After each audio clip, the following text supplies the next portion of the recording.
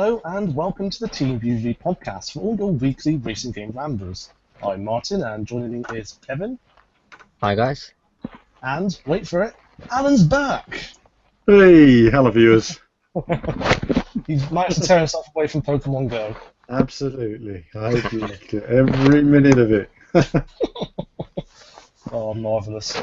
So, as ever, do like and subscribe. Just want to throw that in straight away. Just thought that would please you there. Do it. Do it. No, don't wait, just do it now. Yeah. Go. Do it right away. And before we start, I thought I'd just mention we have yet another giveaway. We've got something a little bit different this week, actually, in our weekly giveaways. Because this week we're giving away a Xbox One copy of BlazBlue, or BlazBlue Chrono Phantasma Extend, to use its full weird anime title. All you have to do, as usual, is follow our Twitter page and retweet the competition posts. However, in addition, we want you to get a bit creative. So if you have Forza Motorsport 6, all you have to do is design a BlazBlue themed Forza car and submit it to us using either our Twitter or the website comments. And that's it. Simple as that. Yeah, so the winners will be judged by P-Cube. Yes, and, that's right. Yes, we've got 2 copies to give away as well, I should point out. We didn't quite give BlazBlue its full title because it is a limited edition. So it becomes BlazBlue Chrono Phantasma Extend Limited Edition. That is a mouthful. Oh, yeah, yes, you get an art book with it as well, and I think you get some special case as well. You can tell my knowledge of BlazBlue is very limited. Yeah, so we're reaching out to the Forza artists among you. There's very few Forza people that still watch us after I didn't get on so well with the game. There are a few of you out there, but there's so few of you out there that honestly, if you paint a picture of some swords or something on your car, it's probably going to be within a good chance of winning. So check out the artwork relating to the game. It's on the internet. Just do a few searches and then see what you can do in a car sort of theme, and you stand a good chance of winning that very special limited edition. So yeah, I look forward to seeing some of the designs you guys are going to cook up in the next few weeks. That's right. We've got 2 copies as well to give away, so that just increases your chances of winning, frankly. So do get onto that. Anyway, racing games. We need to talk about racing games. So next week, of course, is Gamescom. Lots of racing games to look forward to in that. We've got Motor Racer 4, Ride 2, WRC 6, possibly some Forza Horizon 3, and who knows, maybe GT Sport. Alan's actually going there next week, and I'm sure we have lots of content to share with us. What are you looking out for, Alan? Well, obviously, next week we're going to be looking to get some first hands-on footage of Ride 2. So that should be interesting to see what development they made from the first game. The first game was fun, but it had frame rate issues and massive loading time issues. I'm going to be asking questions about that, see if I can get some information out of developers. I'm hoping we can see a little bit of Moto Racer 4, sticking with the motorbike theme. It won't be a hands-on, it will just be perhaps seeing a video or something like that. I've no idea, but we're certainly not going to get a chance to play it, but it'll be interesting. That's more than what we've seen so far of the game, let's be honest. Absolutely. I mean, there was apparently there was a stand there for it last year, I noticed, in the business area, but they wouldn't let anyone in. They said we don't have anything to show anyone, obviously, so that was that. It was just a picture on a board, that was all they had. Besides that, hopefully some hands-on WRC 6, following up what we saw. Great improvement in the E3 build compared to last year's game. Last year's game was fun, but the graphics were rubbish. Audio wasn't that great. This year I'm hoping we see improved graphics and improvements to the audio as well, and it sounds like they've made improvements in all areas, so I look forward to seeing that. Besides that, I think on the show floor, we're looking to see GT Sport. I feel it's probably just going to be the E3 version, but it would be nice to see some improvements there, see some steps made forward, perhaps a new circuit, but I doubt it. If it is just the E3 build, that would be very disappointing at this stage. I think I saw a few people saying about massive improvement in the E3 build. I didn't see a massive improvement. I saw nicer lighting effect and more refined textures, but not much more than that. Forza Horizon, again, I think it's going to be the E3 demo. They will probably show more stuff to their select YouTubers behind the scenes, but you know, Forza just aren't talking to us, unfortunately. So we'll get what we can from the show floor, and that whether they're helpful for me on the show floor after last year's videos, I have no idea. Besides that, really, I think it's just a case of having a wander and seeing what's there. There's always those mass crowds. I bet you can't wait. Yeah, I mean, there's always a few indie games and automotive gems maybe around, the odd simulator title, something like that. Some cool new racing seats. You know, there was that karting game that was being shown last year in VR. You know, whatever happened to all that? So it's there's still other things to discover on the show floor, and of course perhaps a couple of interviews as well. So it's really interesting next week in terms of the core racing stuff. It just depends on what there is that's new compared to what we've already seen. I think that's going to be the thing, but I'll certainly be badgering people and trying to get out what I can. Obviously there's a lot of non-racing gaming stuff that's going to be of interest there as well. I am trying to get some. I know it's a racing game, it's a tenuous link, but we'll probably have some footage of Steep, the new snowboarding type, whatever it is, all kinds of things. It's a racing game, you know, what can I say?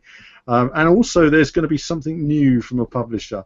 Can't say who at the moment, but there's a new racing something or other, it seems like. There's not been announced yet. I know nothing about it, and we're going to have some footage on that as well. So that's something cool to look forward to, and we haven't got a clue what it is. I don't know what it is, so we'll find out. It's nice. It's nice to have that excitement, isn't it? Because E3 was very much a case of, well, there's nothing really new. There was Forza Horizon 3, but beyond that, there wasn't really anything that. Which wasn't really a surprise because it got moved. So it'd be interesting to see what that is at Gamescom. So that's you know, some excitement for a change. So that'd be nice to see.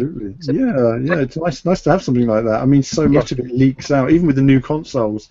You know, all the new consoles, we knew about them. It's like the PlayStation Neo. They're saying on the 7th of September there's going to be an announcement on the new PlayStation or something. And you think, but we already know it all. We know the specs, we know the console. It's just what it looks like. That's what we don't know. Shiny another of their kind of worst kept secrets. It always seems to happen with Sony. Absolutely, yeah. So it'll be a busy, hot, sweaty show. And probably even on the media day, I imagine it'd be packed. These days. It is, because they sell tickets. They sell premium price tickets now, media day. So what you have to do is you either queue up. Well, I don't queue up. End of story. I get a fast pass, so it means I walk past the queue and go to the front. If I don't get that, I just don't bother with the game, because it's not worth spending an hour looking for one game. I mean, you're moving from. Bear in mind, you've got a 15 to 20 minute walk between each hall, and there are like, whatever, 12 halls or something. A lot of your time is spent moving from place to place, trying to get in there, get your camera in, get some filming, and so I'll be doing my best to just get as much as possible and looking for as wide a range, and obviously give you guys, the viewers, a bit of a feeling of what it's like to actually be there. But we'll be putting up video content as soon as we film it next week. So Kevin will be getting some content up as well. And it means we'll have pretty much on the show floor content coming to you on each day. So good content to look forward to. Sorry, the nightmare crowds in your last footage though. Yeah, I mean, on the Thursday and Friday, I mean, there's going to be like massive, great crowds. I generally avoid the. I will be on one of the days. I mean, last year I did the full event. It was the first time I'd ever done the full event, and it really was horrible on the consumer days. 100,000 people in the building. Some games had 6-hour waits to play on them. To play a session that lasts maybe 10-15 minutes, waiting 6 hours for a game you can see running on YouTube anyway. You know, I mean, my goodness, I can't even comprehend that. But anyway, it's very hot. And there's lots of sausages there to eat, and that's about it. But it's good. It's good fun. It is a bit of a sweaty one. I'll be hanging in the business area, I think, this time now. I've done I'll be doing my show floor stuff, getting it done in the can, as it were, and hanging, rehydrating, I think, in the business area. But should be good fun. Indeed. So coming up soon, obviously we got the much anticipated launch of Assetto Corsa. Obviously in the run up to launch, it's all churning out regular new content at the moment to showcase the new title. Just recently, a new video popped up which I thought was quite interesting, kind of highlighting a comparison between a lap being played on a controller and a wheel. Yeah. Which I thought really highlighted the differences. I mean, you could clearly see how much smoother the wheel was compared to the controller. Which is much jerky. It's the way it's going to be, isn't it? That's it. Yeah, you can't really get away from that though with a wheel. It's always going to have that extra precision compared to obviously the limitations of a controller. Yeah. But all said and done, it's still looking pretty promising on a controller, to be honest. Yeah, I mean the fact that they've actually had the confidence to do a video like this. Yeah. You know, this isn't some user that got hold of a preview copy. This is official through official channels. So it just goes to show they've got confidence in their product. And as I was saying last week, they're not frightened to say, Assetto Corsa doesn't have this or it does have this. And you've got to admire their honesty and their sort of straightforwardness with their answers and stuff. And this video is just like an extension of that. And so I'm not really surprised to see this. But all the same, it's good that they've done something like this, just so we can get a good idea what it's like. And like you say, on the controller it looks pretty decent, I have to say. Yeah, you can imagine a lot of people probably are a bit daunted at the prospect of having to play a controller on such. Not my first choice. Racing sim. No, exactly. I mean, the thing is that a lot of the best controller games are designed with a controller in mind primarily. This is a wheel game adapting to a controller, so it's never going to be as good on a controller as a game purely designed for a controller. Yeah, you can tell so you're always designed for that. So, but don't get me wrong, they need plenty of options in there to help you tune the controller settings to get them just right. I mean, some of the guys that play Project Cars have tuned their controller settings to make them better and better and better. So I think, we'll just have to wait and see. I mean, I was watching that video and I noticed that the pad control person missed a few apexes and was slightly offline on quite a few occasions. Yeah. You could see they were more using the racing line and had more precision with the wheel. So, I mean, this is a driving simulator, and if you want to enjoy a driving simulator, you need a wheel. Otherwise, you're not simulating driving. You can't simulate driving through a control pad. It's not possible. So I think it's got to be playable. It's got to be playable, and I think as long as most of the cars are playable, then I think it'd be. I mean, really, I think we need pad examples on everything from the slowest car to the fastest car. What's the Formula One car going to be like? That's when you start to see what really works. So it's going to be interesting. I think it's going to be something we need to investigate when. I mean, having said that, Kevin, you did a cracking job with Project Cars on the Xbox recently, so I expect you'll adapt swiftly to the Xbox One version of Assetto, or the console version, shall I say, Assetto Corsa. Yeah, it's worth a go with the controller just to see how it compares. So yeah, we'll definitely do a video on that in the future. But the car they actually show was the Lamborghini Huracan, so GT3 as well. So it's a pretty stable race car, isn't it? So with race tyres, so it'd be interesting to see how a road car does, like a high-powered road car with standard sort of road tyres. I think as long as there's plenty of options for controller users to customise the controls. I mean, although this is a hardcore sim and about as hardcore as it gets, because it's on the console, the majority of users are going to be using the controller, let's be honest. Yeah, so it has to be playable for them. Yeah. I mean, I did struggle with Project Cars, I must admit, but I think in the end, if you can fine-tune it, that's the advantage. So as long as Assetto Corsa has that similar wealth of settings to make it adaptable, to make it playable, it hopefully shouldn't be a problem. Yeah, absolutely, and it will include that. So I imagine you might have to spend a little bit of time tuning your setup, but you'll find something eventually that you'll like, and away you go.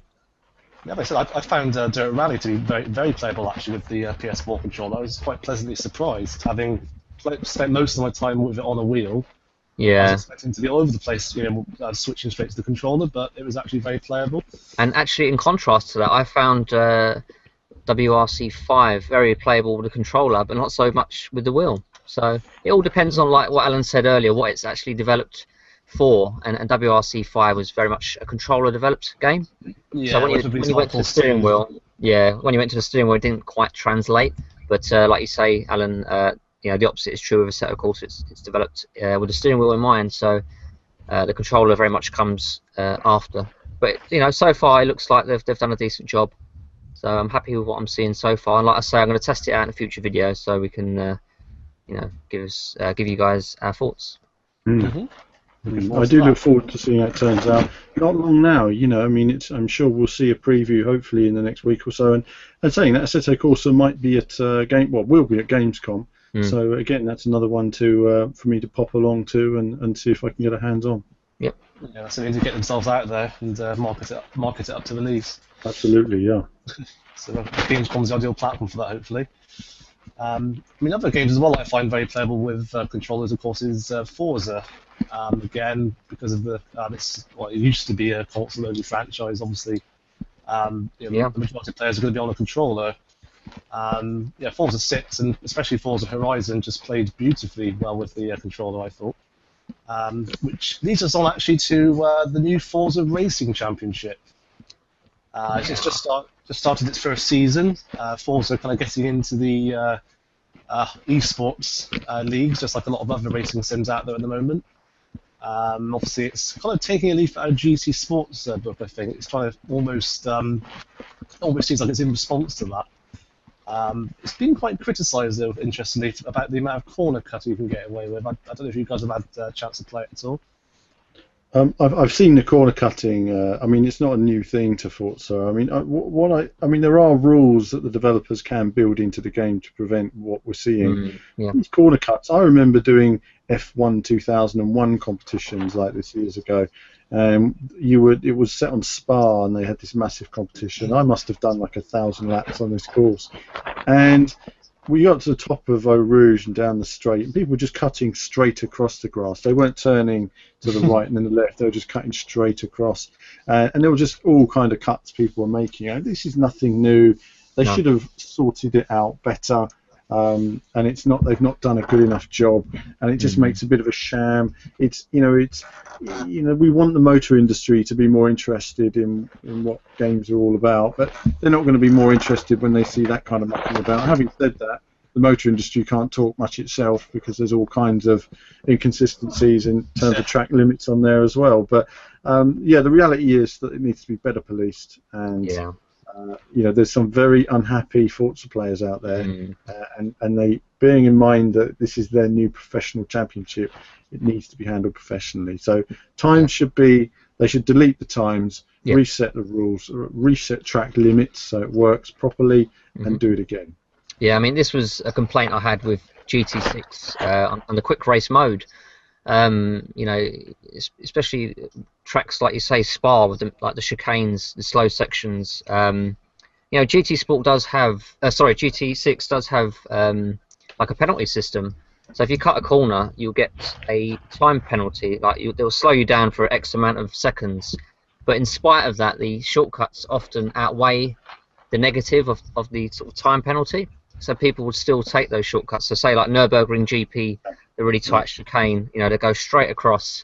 And that's why I was worried for GT Sport. They have to make sure that when that game launches, that they've got a system in place that makes, cheating detrimental rather than, a positive or, a beneficial thing for cheaters. So to see it in Forza, it's not massively surprising, I guess, but I would have liked them to be better prepared to stop this from happening, from the offset. Yeah, especially as well with GT Sport obviously being endorsed by the FIA. It's not very good if it turns into a shambles like this. So that's right. It'd be interesting to see how they try and counter that, I think. And the problem with gaming is that people are always going to cheat. They're always going to try and get to the top by any means possible. So they can have all the etiquette events and all that, but obviously people are going to cheat.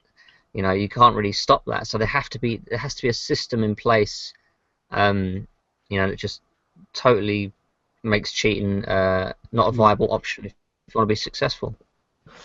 That's right. I guess also on the subject of GT Sport, actually moving on, we had the news recently about the car list, how they plan to expand it. So when the game comes out, it's going to have around about 130 cars, I think, and Kaz has now recently said that he hopes to expand it to around 500 via post-release support. I mean, that's a big chunk of extra cars. That's like 2/3 extra content right there. It goes to reaffirm the notion that they're going to keep evolving the game as time goes on. To me, it does say that they want almost GT Sport to be more like a platform rather than a traditional sequel if they're going down that route. Yeah, exactly. Yep. Yeah, you go, Kevin. Sorry, 500 cars is an awful lot of cars. It takes a long time to do these cars. They're super premium cars, so they're better than they've ever been. And so I can imagine to get up to 500 in numbers is going to take 2 or 3 years at least. Yeah. So they've got a long-term plan for sport, which we're not really surprised at, because like you say, it's going to be a platform that's going to continue to evolve. Yeah. So look forward to seeing. It'll be interesting to see how they distribute the content, because obviously I think a lot of people might feel a bit begrudged to have to pay extra for that many cars. I imagine the majority will be free. I imagine. Yeah, I think there'll be a lot of free cars in there. I mean, I think I see the structure of this from the beginning as more an iRacing. iRacing expands. It's not a new. I mean, this is a Gran Turismo Sport will go on now for the next however many years the PS4 format lasts for. It will have new tracks, new competitions, new cars regularly being added over that time. So come back to it in 5 or 6 years' time, and it'll have all those cars and all those tracks, and it'll be a much bigger title. And who knows, maybe they'll just end up adding a career mode to it for Gran Turismo once they've built all these cars. You just never know in the future. I mean, as I say, it does seem like they're a long way behind schedule. I mean, this is very little after so many years' work that we've seen. We haven't seen enough to justify what they've been doing. But you know what? Let's see what PlayStation VR is like, and that could completely blow us away, and suddenly we'll say, wow, Gran Turismo is on fire. So we really don't know yet, but let's just wait and see. But I hope they don't charge too much those packs. They gave a lot away for free on previous titles, and I'm hoping they do with this. I'm actually hoping to see a VR demo at Gamescom for GT Sport. Don't think you'll see that. No, I don't think you'll see it. I think you might see it at Paris Games Week later in the year. It's very late though, isn't it? I think we're more likely to see D.R.I.V.E. VR, to be honest, since that got leaked quite recently. Yeah, well, it might be the case that D.R.I.V.E. Club VR comes out for the system launch, for the VR launch, and GT Sport VR isn't ready yet. I mean, GT Sport probably won't be finished, so VR probably won't be added to it for another 6 months anyway. I think it's highly likely it will take a long time to add that feature. So we'll just wait and see. Yeah, given the pace of their development cycle, normally I wouldn't put it past them. Yeah, absolutely. Yeah, it takes so long, doesn't it? And Gran Turismo, you would think that it would be a VR launch title, and you'd think that Sony would be a bit more organised about it or whatever. Yeah. As much as they've been showing us, they've shown us very little. And I do reach out to Sony, but we don't get much help from Sony, sadly. But it would be nice to show a bit more of the PlayStation VR content. But they've been very strict about filming. It's a system seller, isn't it? I mean, for, potentially, one of these apps that sells the hardware. So it's strange, but like you say, Alan, the chances are it's probably way behind schedule, and that's why they're not pushing it at the moment. I think a lot of the games available at launch, probably as you'd expect for PSVR, do look a bit more like tech demos. Like you do wonder how much depth there'll be. So I'm intrigued to see it applied to full games like Gran Turismo Sport, but they're not really marketing that side of it yet. No. Gran Turismo at the moment, we've really not seen enough yet. I mean, it's the same for. I mean, if I end up going to Gamescom next week and seeing basically what we saw at the GT Sport event a couple of months ago, but with better lighting effects, I think it's going to be pretty disappointing. I'll come away very disappointed with it. I won't even bother playing it. There's no point. It's just a case of, oh look, there it is. We've already covered that old news. So let's wait and see if they've got anything there. But I do think Sony are holding back now till Paris Games Week. They're going to have a conference there. They'll talk about PlayStation Neo. They'll talk about PSVR as a unit, and then I think they'll really go into the launch of PlayStation VR, which has sold out already. So there won't be any PlayStation VRs at launch to buy anywhere apparently. Wow. Testament to the potential of VR, then it has really captured people's interest. Absolutely, it's amazing, and I think it will blow people away. I mean, I haven't done enough with PlayStation VR yet, but it's a pretty good system. It's up there with the Oculus for me. It's different to the room scale VR. I mean, saying that, we did see this nonsense come out recently about needing a camera with like 3 meters wide room around you and all that. That concerned me a bit. My room is not that big. It seems to be nonsense. I mean, I've sat in very small air. I've sat in a very small cubicle with a PlayStation VR set on a chair right in front of me, and I've played. What did I play? Trackmania, which, my God, was hard to play with VR. Did that make you easy at all? Oh my God! You had to really focus on the track. You couldn't look around. If you turned your head and looked out when you were doing loop-the-loops and everything, you would feel terrible. So you had to really focus. It is. You just focus on where you're going, and then afterwards, what really made me feel rough was the replay, because it kind of rotates around the car, and you're like, oh my God, I can't even handle this. So the replays did make you feel pretty bad. But yeah, I mean, we'll wait and see. It'll be interesting to see some of the implementation. I can't wait. I'm really looking forward to it. Mm. Yeah, I've spent literally all of 5 minutes on it so far, sadly. I had a demonstration of it a while back, but 5 minutes is just not enough to really get fully immersed and get used to it. No, I need more time. I was very impressed. Mm. What did I play? I played that, was it London Heist? That sort of gangster game? Yes. First person, you shoot the gun, don't you, out the car? Admittedly, when I went there, they had pretty much all the launch titles on display, and that was the one I wanted to play the most, because it was obviously sat in a car in the middle of a chase on the highway. I want to play, personally, I want to play Rigs and Res. I'm a big fan of Res. Big fan of Res. Love Res. Love that game. And I think that and Rigs, I mean, some people play Rigs, it looked pretty cool. But I'll tell you what, some people are raving about Battlezone. In fact, I might try and get hands on Battlezone next week as well. So you might see some gameplay of that. But yeah, Battlezone is another one I'm looking forward to playing. Do try and play London Heist as well. That is very impressive. You sat in the interior of the car, and you can even fiddle with the air vents on the dashboard. It's incredible. Oh wow! The little things. It is. It is. It's all about the immersion, isn't it? Yeah, exactly. It does a brilliant job of it, I think. Just having those subtle details. You have to open the glove box, for example, to get your gun out, and you have to load it with the 2 PlayStation Move controllers. And oh wow. Yeah, the level of immersion is incredible, I think. But like I said, 5 minutes just wasn't anywhere near enough to really get to grips with it. But there we are. Come October, we'll have a lot more time to play on it. Very much looking forward to that. So I guess we should do some news. So to me, the main standout kind of news story to me this week was really the announcement of a new open-world racing game called D.R.I.V.E, which unfortunately has no reference to the Ryan Gosling film Drive, to my disappointment. But yeah, this one looked very promising. It's basically made by a bunch of independent developers who were massive fans of Test Drive Unlimited. So apparently they participated in the beta for Test Drive Unlimited 2, and they were left a bit disappointed when most of the features they requested didn't make it into the game. So they decided to make their own, basically. It's been in development for about 3 years now, something like that.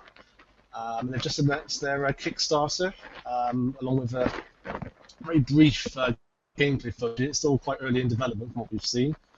But reading some of the features, I thought it sounded pretty promising. Yeah, I mean, D.R.I.V.E, it actually stands for Diverse Racing in Vast Environments. And I'm a huge Test Drive Unlimited fan.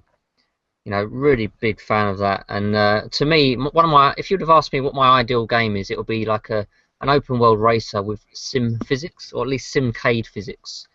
And I mean, this game is like my dream game, basically. You know, the more I read about this game, the more exciting it gets.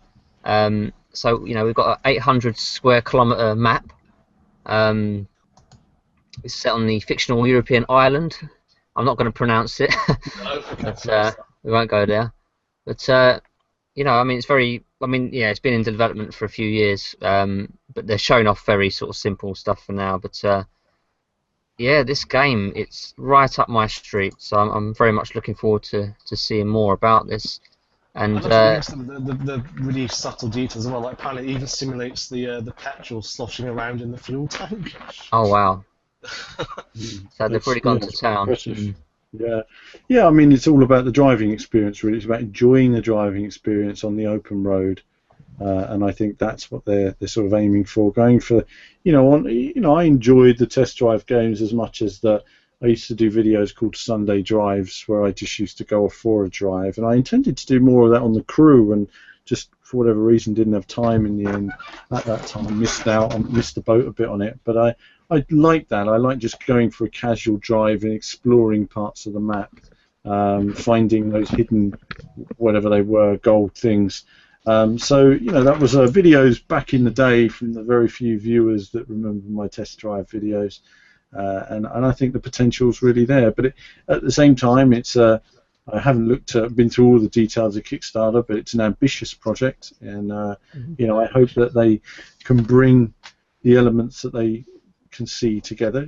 But I think when you see independent developments like No Man's Sky, growing to the level they have and with the support they have, I think if they can generate some of that support from the old test drive unlimited audience, then I think they've got something that's really cool. But it needs a lot of work. It needs a lot of investment. It's not there yet. So it's actually it does look a bit rough around the edges at the moment. It's not there yet. Yeah, it's not there yet. And also we should stress it doesn't have any licensed cars. They're all built in house, which is a bit of a shame. But obviously it gives a bit more freedom with their designs.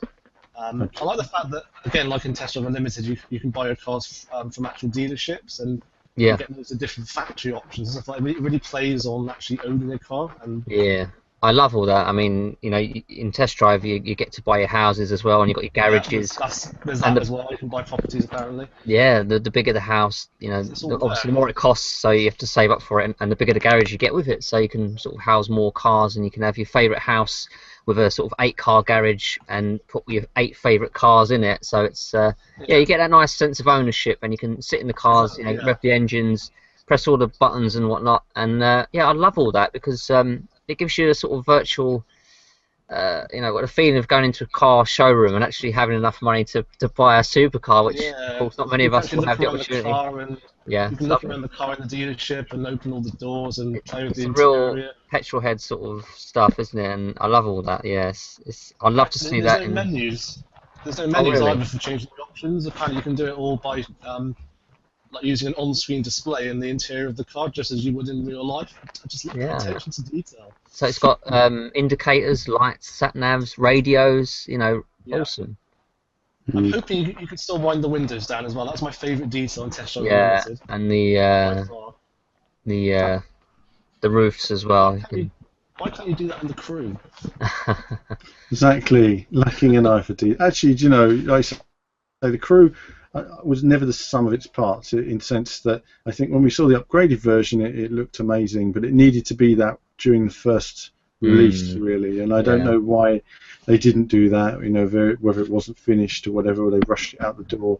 But yeah, the crew certainly have massive potential for it.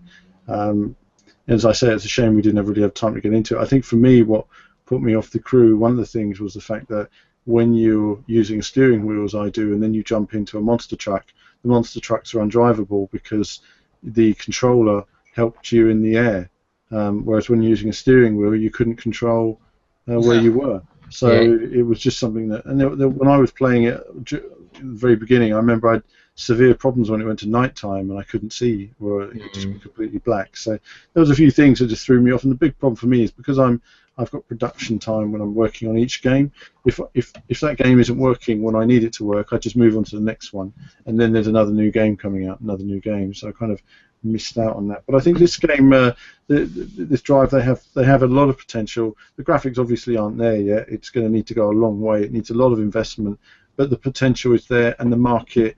There's the crew out there. There's nothing else. There's no Test Drive, and I think that there's the opportunity. And who knows, if they develop it well enough and they get picked up by a big publisher, they could be onto something. Yeah, they're obviously trying to appeal to fans of the original Test Drive Unlimited. I think a lot of people were left quite disappointed with the sequel.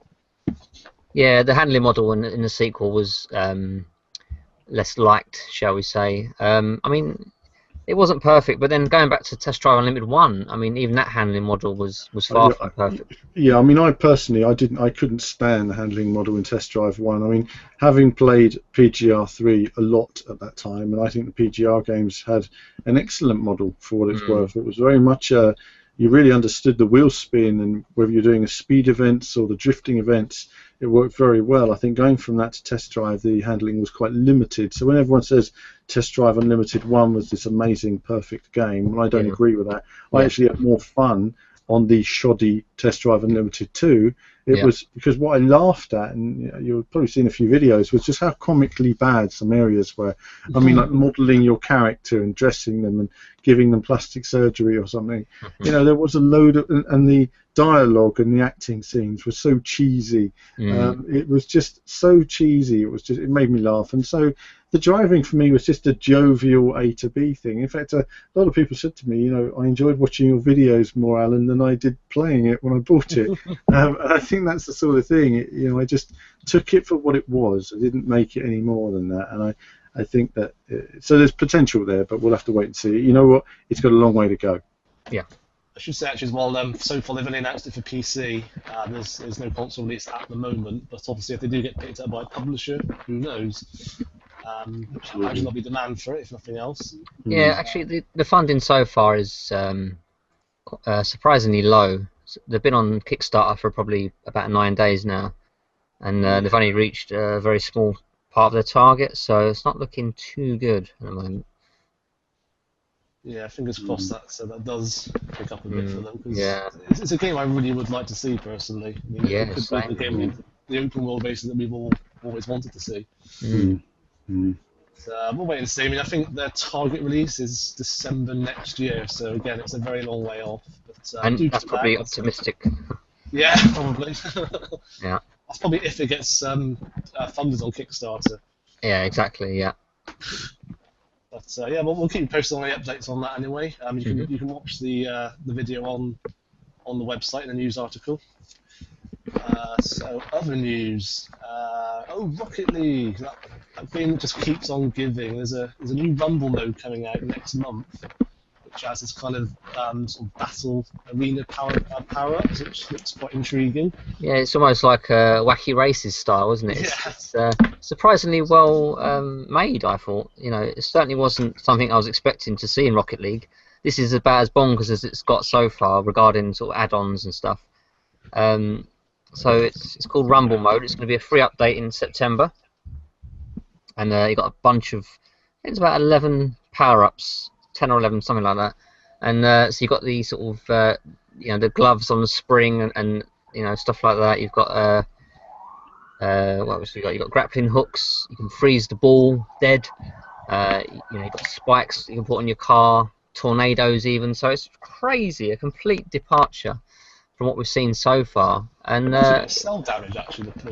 Yeah, I was thinking exactly the same when I watched the trailer. Cell damage. It's bonkers. Yeah. But it'd be interesting to see how it plays out. I mean, it looks a bit too chaotic, maybe, but I think it's a pretty chaotic game at the best of times already. Yeah, I mean, they introduced the ice hockey mode previously, which was pretty fun, and the basketball mode, which I could not get to grips with. I was absolutely horrendous at it. But you know, this one, who knows? I mean, it might just be one of those things that's fun for 10 minutes, and then most people sort of go back to the sort of serious action, which Rocket League is so good for. Okay, it's a free update, though, isn't it? So yeah, it's worth a shot, certainly. Yeah. Interesting. Yeah, I mean, when you consider the amount of support they've given it, though, I mean, it could so easily be a very sort of one-hit wonder game, like a really novelty game that you pick up. But I mean, there's a lot of investment have gone into Rocket League, so you know, it's not too surprising, and the fact that it's been so successful as well, they can just keep developing it, and who knows, we might see a sequel a few years down the line, but at the moment there's no need to do that, because they're just going to keep on adding on to the existing package they've got, and it's very popular, so you know, we'll continue to see these. Before it. Sorry? When you compare it to the game that came before it. Yeah.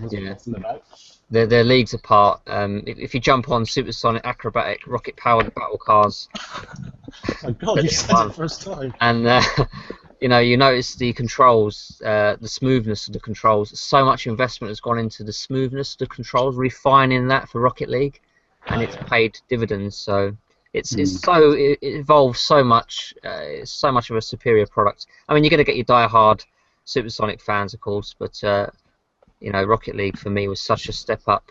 Fantastic. I didn't know that game existed at the time. Yeah, it was. Supersonic would have been very niche, wouldn't it? And Rocket League sort of just put it out there in to the masses. So awesome game. Yeah, so that progresses. So elsewhere, we've had some more news on Ride 2. They've kind of outlined the customization features we can expect, and the final release date is coming out in October. It also finally features female riders for the first time. Yay for equality in video games. Yeah, we saw it recently with, was it Farming Simulator 17 or was it 16? Might have been 16. It had female farmers. So yeah, it's good to see. There's also running a joke in Milestones games. You could actually select a female rider, but then they never actually appeared in the game. Oh wow. If you think back to the teaser trailer for Ride 2, which is actually in the article on the website, it shows 4 riders, doesn't it, racing alongside each other? Yeah. That was a hint, wasn't it, to the new sort of crew feature that they've now sort of unveiled. Oh, yes. So that was very sneaky of them. But yeah, the crew feature, I mean, it sounds interesting. It's something to do with friends online. So you have like a 4-person team of bikers, and you compete against 10 other teams, and you've got sort of leaderboards and rankings that you climb up. So it takes so there's like 10 events basically, and should you win an event, you'll get an exclusive new bike as well. So it'd be interesting to see how that plays out. Yeah, and there's lots of customization options as well. They've got probably over 1,200 components that you can. Yeah, a lot of that will be different coloured items of the same thing, I guess, because I mean it's a huge number. But yeah, I mean we've seen it with recent milestone titles, so it's becoming the norm. It's expected now. Rider and bike customization for their bike games, certainly. Yeah, and actually you can change the rider's suit and helmet and that kind of thing. I just hope it doesn't start with you selecting your avatar and changing your gear and all that. I'm so bored. Undoubtedly it will, and it'll probably take 5-10 minutes before you can get to the main menu. Yeah. Even then you'd have to back out the career mode to get to it. Yeah. Yeah, then there'll be some dodgy voiceover explaining to you, welcome, Ride 2. And still no showing of the Nürburgring Nordschleife. So I wait patiently. No, that's where you're wrong. You're wrong actually with that. The screenshots have actually just come out for it. Oh really? Ah, okay. I'm gonna have to look out for that. Awesome. No video yet, I don't think, but yeah, they're actually marketing one of the more unique selling points of it.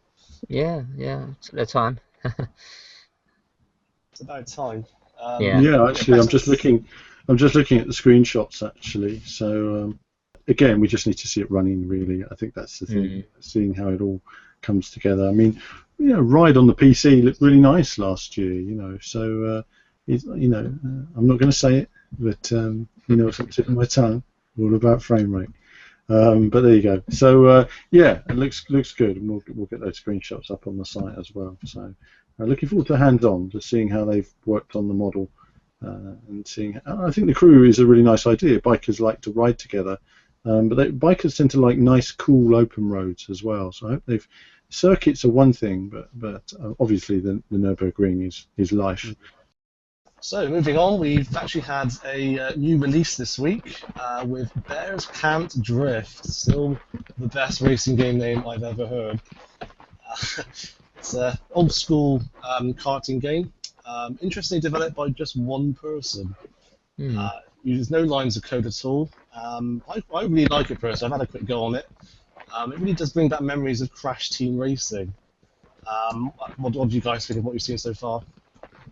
Yeah, I mean, I like it. I like the visual style. A few weeks ago, Alan was mentioning about the distance from the kart to the screen. Like it varies, and that might be a little bit sort of disorientating. But I do like the art direction. I like the colourful nature of it. It clearly takes cues from Diddy Kong Racing, Mario Kart, and things like that. And it's just something a bit of fun, for the genre that we haven't seen a racer quite like this for a little while. So it's good to see. So unless you're in a Nintendo Wii or Wii U, there aren't really any karting games of that nature on the market, to be honest. Yeah, and it does have a sort of a sort of childlike appeal, if you like. But it looks like a game that I'd certainly get a lot out of. You've got your power-ups and bits and pieces. Not an awful lot of power-ups. I think they've got about 4 power-ups. Yeah, some typical power-ups you'd expect from that. Yeah, and I think so. You've got your speed boost, you've got your shield, and I think you've got like your forward attack and your backwards attack. So it's very basic in terms of power-ups. And obviously, your characters are all going to be bears, so there's not an awful lot of sort of difference between the characters. So yeah, we've got a developer interview coming out for it as well this week, actually, to get a bit more insight from Aaron. His name is the main developer. Yeah. It's just such a shame it's come out on the same week as No Man's Sky. Yeah, I guess so. I mean, No Man's Sky is one of the most hyped games I've ever known. So yeah, it is a bit of a shame. It is and it isn't. They're completely different genres. And I think No Man's Sky is a super deep galactic adventure, whereas Bears Can't Drift is just a small fun karting game. A bit of light relief against that. It's also multiplayer, isn't it? Four player on screen or whatever. Four player screen, but no online, unfortunately. No online, but I think they've always looked at the sort of the old school PlayStation sort of angle. And back then you had Crash Team Racing and all that sort of stuff, and the karting was really popular, back then. And it's sort of a genre that's fallen away, but it would still be popular if it was available. So it's got potential, and let's see. I mean, I don't know if the developer's able to add a multiplayer mode if it sells well. But either way, I think it looks nice. But as Kevin mentioned earlier, I remember talking about it myself as well a few weeks ago. The whole when you're going faster, moving away from the camera view is not something I'm keen on. But I haven't played it, so I'll wait to see what it's like in practice. But visually, very nice and colourful.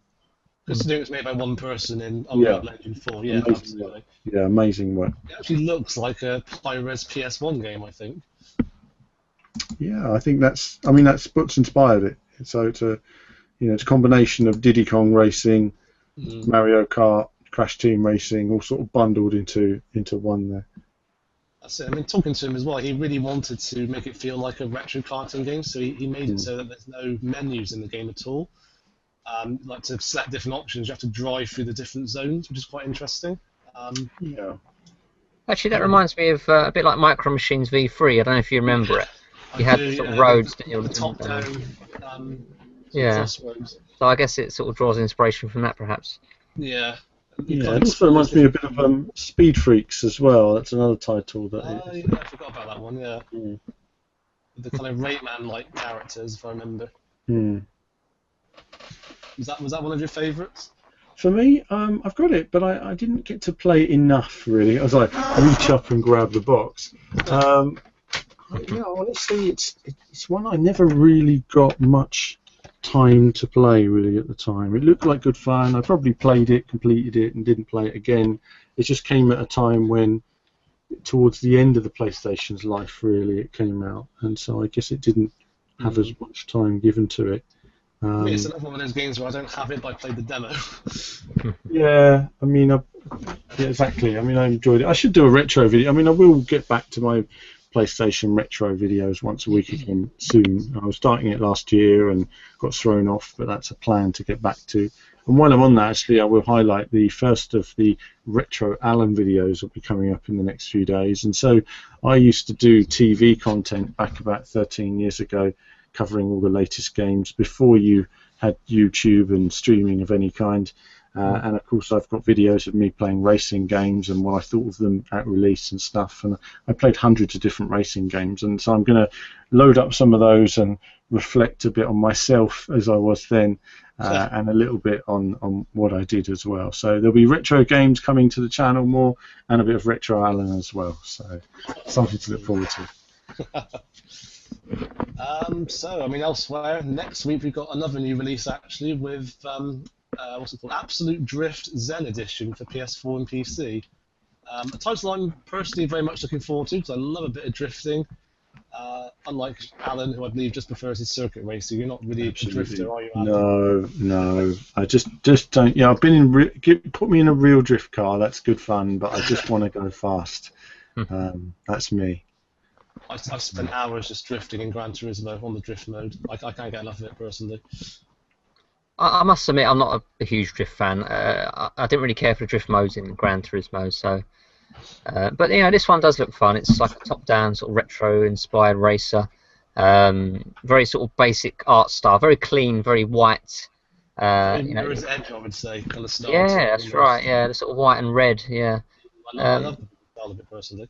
looks pretty cool. I mean, you've got some decent physics there. You see that the tyres sort of getting smashed about in a sort of realistic fashion. So it looks like they've probably got a decent handling model, I'd say, with the cars. But yeah, and I did play some of the original release on PC a while back. Unfortunately, we couldn't get around to covering it at the time, so hopefully I'll be able to cover this one. And there's a fair bit of depth to the handling, I would say. It does take a lot of skill to actually drift around the corners. Yeah, it does look like that from the video. So there's 34 tracks, so you know there's a fair amount. There's some drift corner courses they're calling them, as well as the sort of drifting tracks. And there's even some sort of nighttime stuff that are really going to sort of ramp up the challenge for those that want it. Yeah.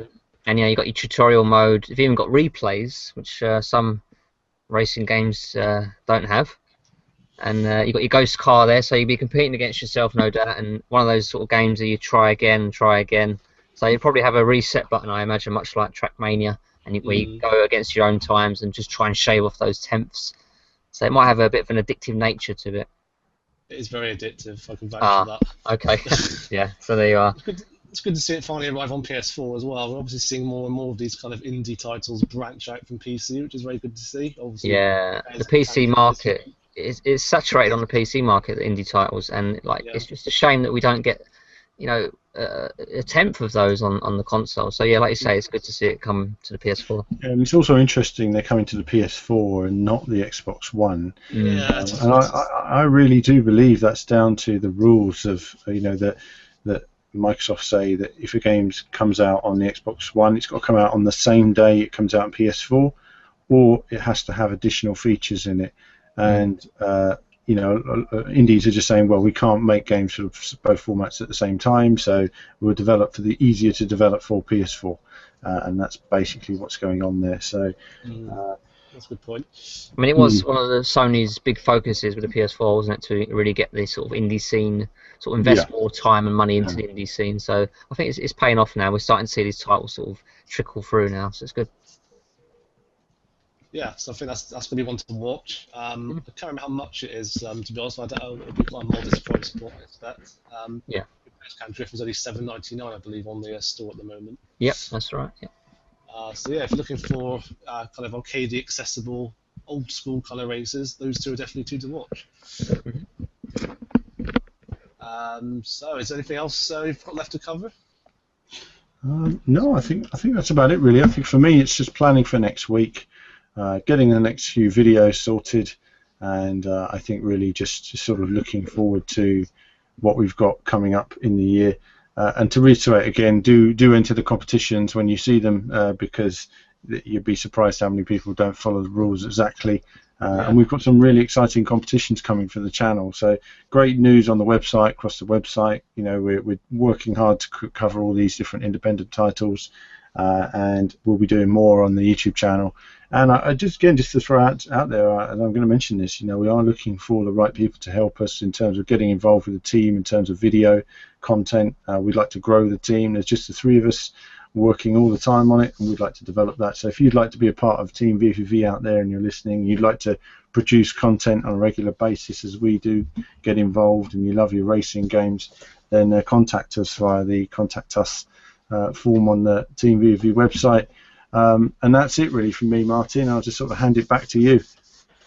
Yeah, that's it from all of us then. Do like and subscribe. And thanks as always for listening. We'll see you again next time.